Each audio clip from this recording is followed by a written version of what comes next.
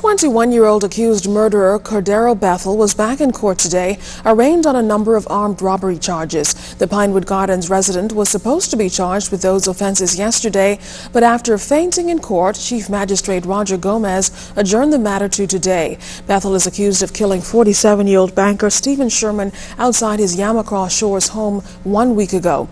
Police say the gunman jumped out of a silver Honda vehicle, robbing, then shooting the victim. Bethel is also charged with robbing Sherman's niece of a cell phone and cash at gunpoint. Court papers allege that on February 16th, he robbed another woman of cash at gunpoint. The 21-year-old was not required to enter a plea to the charges, and he's been remanded to prison. The case has been adjourned. There may be a break in the annual Wilmot case. Police say they're questioning a 30-year-old male in connection with the disappearance of the young mother, a resident of Golden Gates No. 2.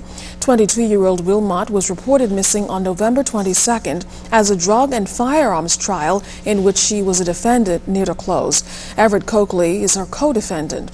Wilmot's car was found a few days after her disappearance in the Prince Charles area. Police said then the car was in good condition and didn't offer much in the way of clues about what may have happened to Wilmot.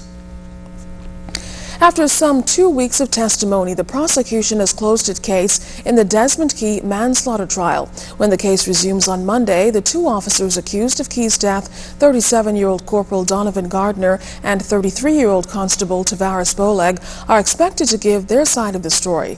Key was arrested on a traffic stop back in June of 2007, and while in police custody at the Grove Police Station, he was allegedly beaten by police.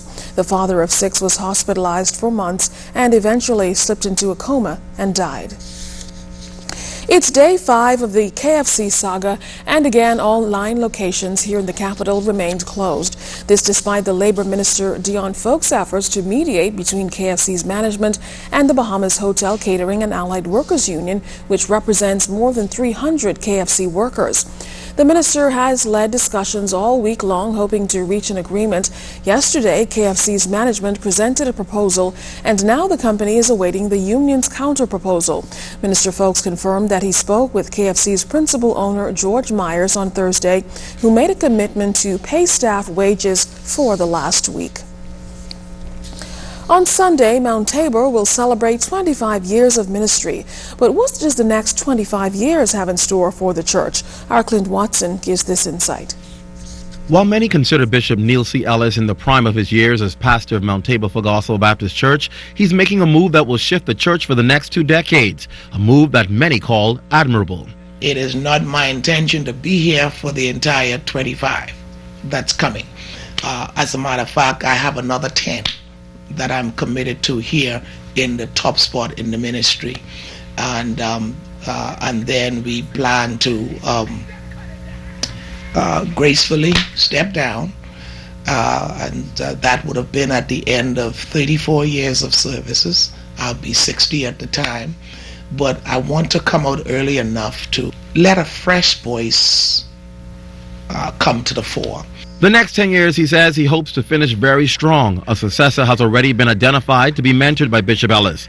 Housing is a great concern for Bishop Ellis, having launched 3 subdivisions already. He hopes to do even more. We are working very feverishly with a group, trying to see if we could find some housing that we can work for our people at the tune of $80,000 to $90,000.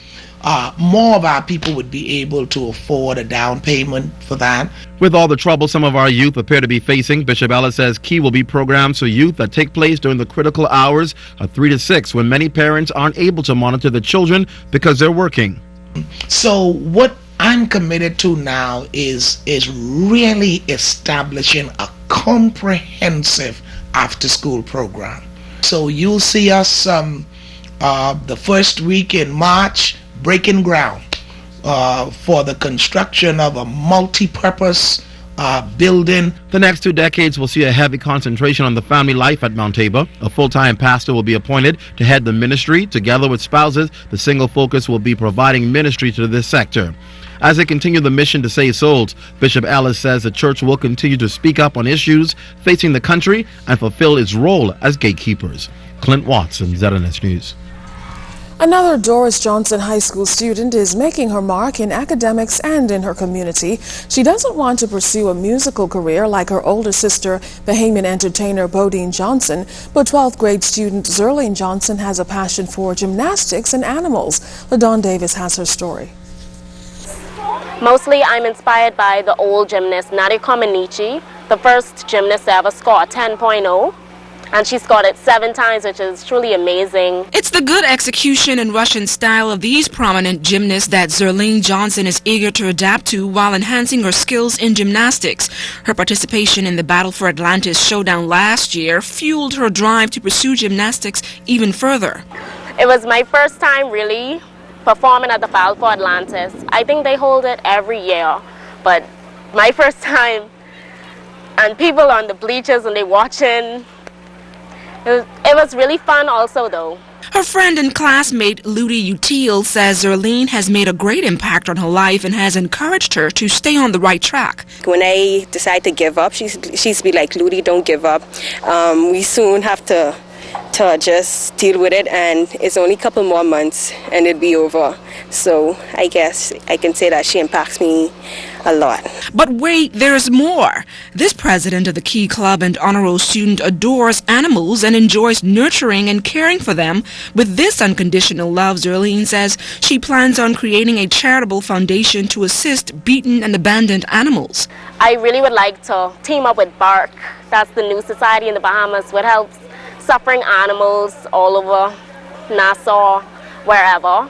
With the charity foundation itself, I first was inspired to do it by Michael Jackson, who had his own Heal the World charity foundation.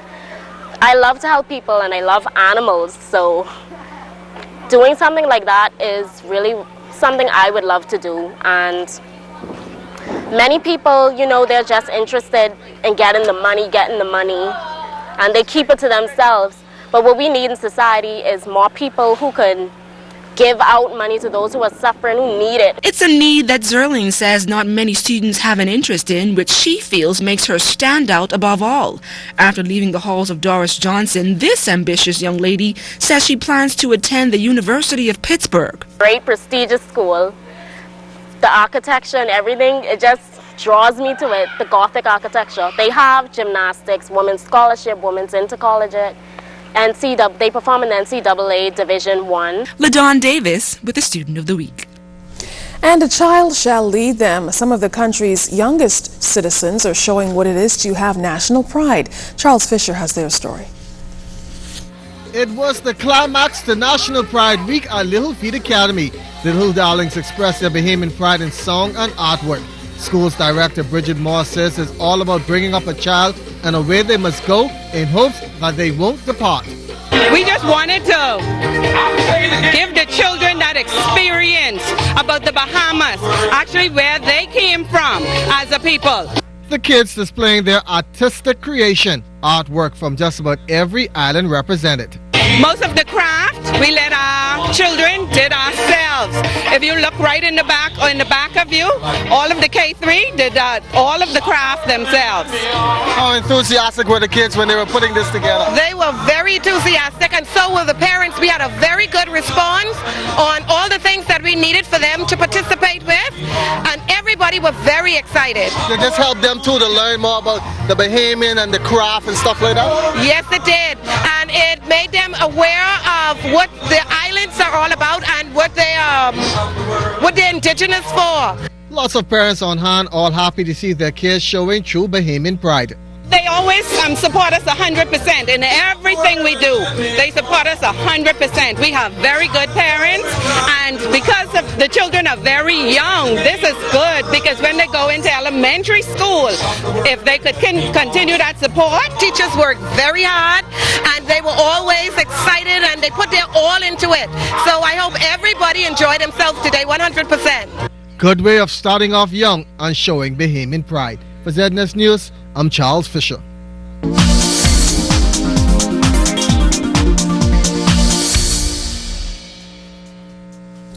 Welcome to your Royal Fidelity Business Report. Good evening, Bahamas. I'm Cyan Thompson.